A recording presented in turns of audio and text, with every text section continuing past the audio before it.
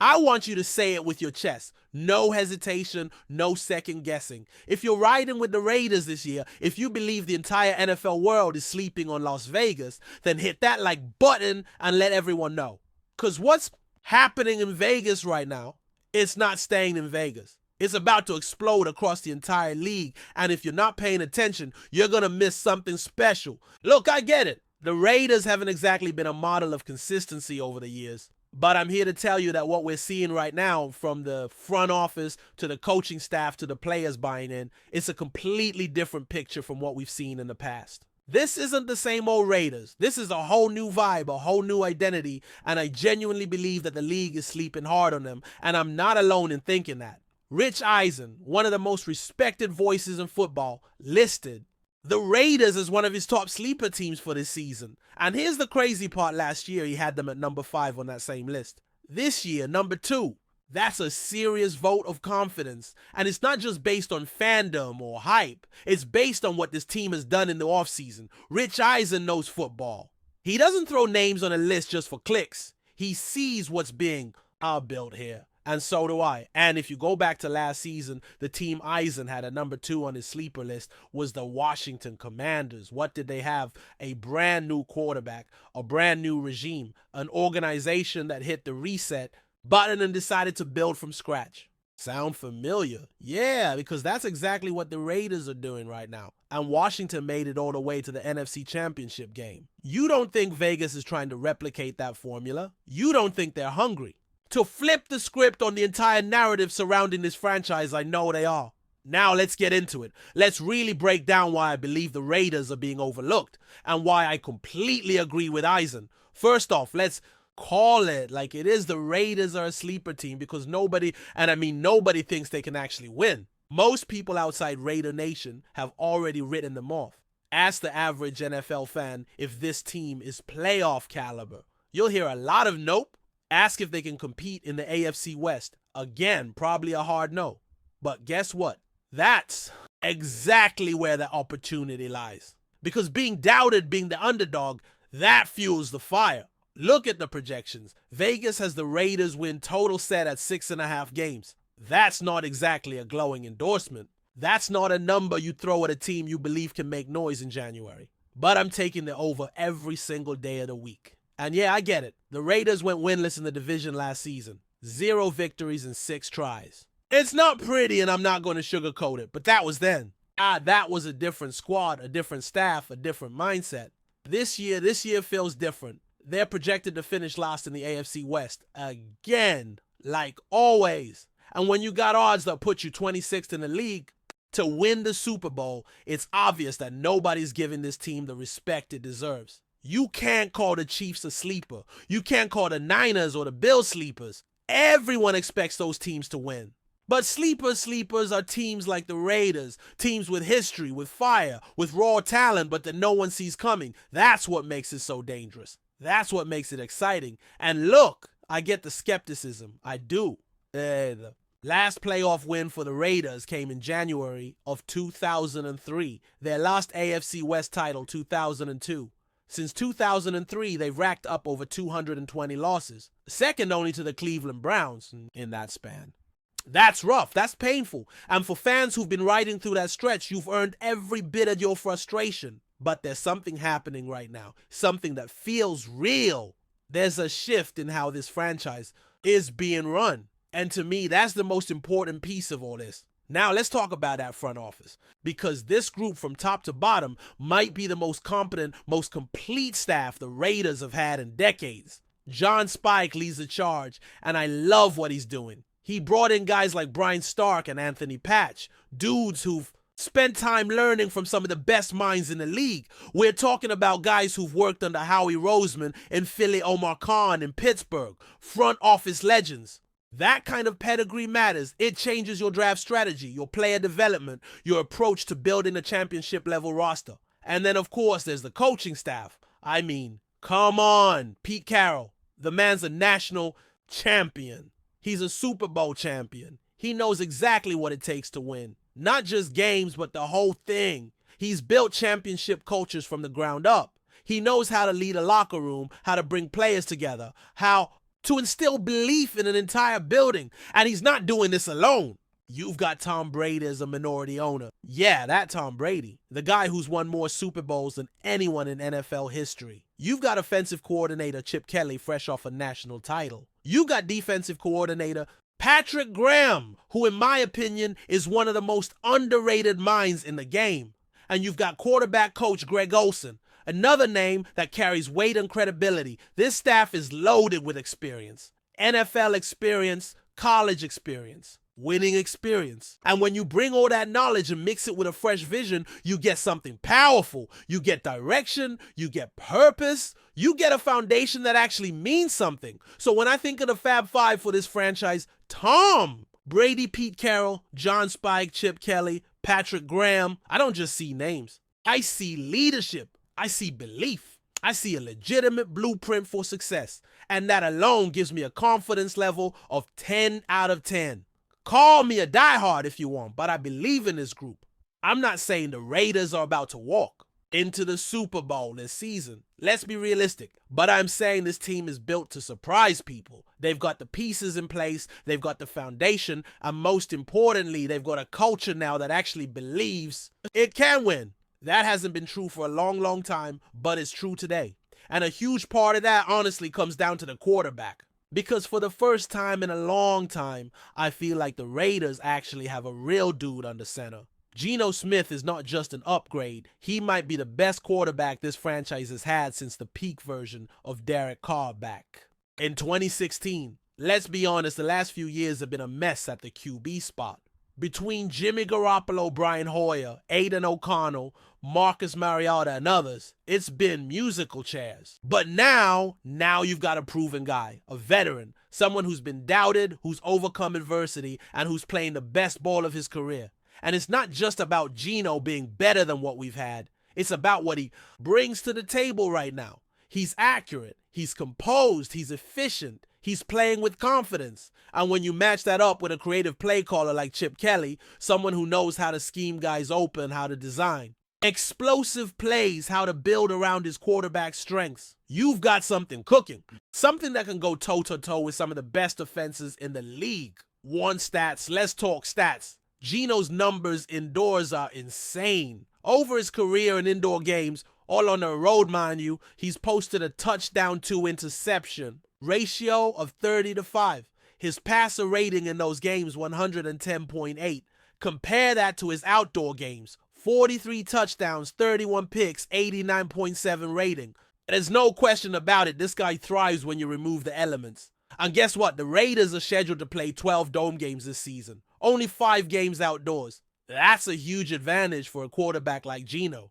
And that's something people aren't talking about enough. Add all that up. The new leadership, the front office overhaul, the coaching pedigree, the quarterback upgrade, the favorable schedule. And it's pretty clear this isn't just another rebuilding year. This is a real opportunity, an opportunity to shock the league, an opportunity to rise up when nobody expects it, an opportunity to reestablish the Raiders as a force in the AFC. But hold up, I'm not done, because there's more, much more. In fact, the next piece of the puzzle might be the most exciting part, the youth movement. The core of young talent that's emerging right now is something special. So stay with me because we're just getting started. Because when you look at this roster, you're seeing the start of something that's been built the right way. We're not just talking about throwing money at big-name veterans or hoping one draft pick turns into a superstar. What the Raiders have done this offseason is start building a real foundation. A balanced team of young, hungry talent mixed with experienced vets who still have something to prove. That kind of mix is rare in the NFL, and it's what makes this group dangerous. Take a guy like Jackson Powers-Johnson. This dude isn't just a highly touted rookie, he's a future centerpiece of the offensive line. You need nastiness in the trenches, he's bringing it. You need leadership in the locker room. He's already acting like a veteran. Then there's Brock Bowers, one of the best tight end prospects we've seen in a long time.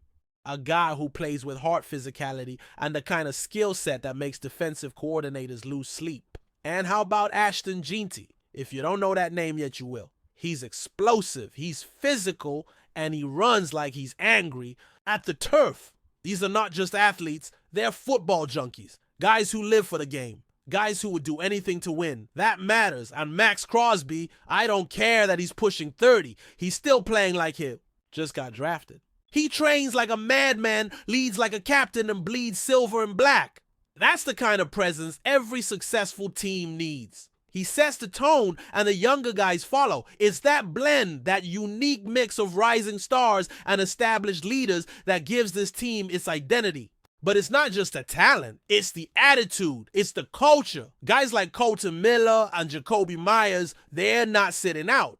They're not holding back. These are veterans who've already proved their worth, but they're still showing up to optional workouts. Why? Because they believe in what's happening. Because they see something bigger. That's the Pete Carroll effect. That's what happens when players start to trust the process, when they start to believe that they're building something worth fighting for. And don't underestimate the value of competition in that locker room when you've got a mix of 23-year-olds hungry for a shot and 30-year-olds fighting to hold on to their spot. Everyone gets better.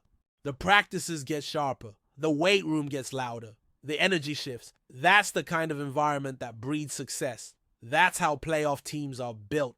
Now let's talk schedule, because I think the way this season is set up might be a blessing in disguise. Look, anytime you bring in a new head coach, a new offensive coordinator, and a new quarterback, you need time. You need space to gel, and the Raiders are getting that chance. The early part of the season isn't a gauntlet, it's manageable. It's the kind of stretch where you can find your rhythm, work out the kinks, and start stacking some confidence before the tougher matchups come later in the year. That's huge. Because confidence is everything in football. When a team starts believing in itself, when it starts seeing the results, it changes the whole vibe. And I think the Raiders are going to hit that sweet spot. I think they're going to use those early weeks to build momentum, to figure out who they really are on both sides of the ball. And once they hit that groove, watch out. And here's something else to think about that Week 8 bye. It's perfectly timed. You got the Kansas City Chiefs right before the break. A true measuring stick game. If the Raiders go into that matchup and hold their own, or better yet win, it changes the entire conversation. That becomes the point where the rest of the league goes, wait a minute, are the Raiders for real? And that's exactly when the trade deadline hits. That's when decisions are made. If this team is showing signs of real potential, by then you better believe the front office is going to be aggressive. They're not going to sit on their hands. They're going to go get what's missing and make a run. And then there's Week 18, the final game against the Chiefs. If that game actually means something, if playoff spots or seeding are on the line and the Raiders can find a way to win, you don't just enter the postseason with momentum. You enter with swagger. You enter with belief. You enter with that feeling that no one can stop you. And let me tell you right now, nobody in the league is going to want to face a Raiders team with confidence and an attitude in January, especially one that plays the physical smash-mouth few brand of football this group is trying to embody. This is why I'm hyped. This is why I agree with Rich Eisen. Because everything is lining up.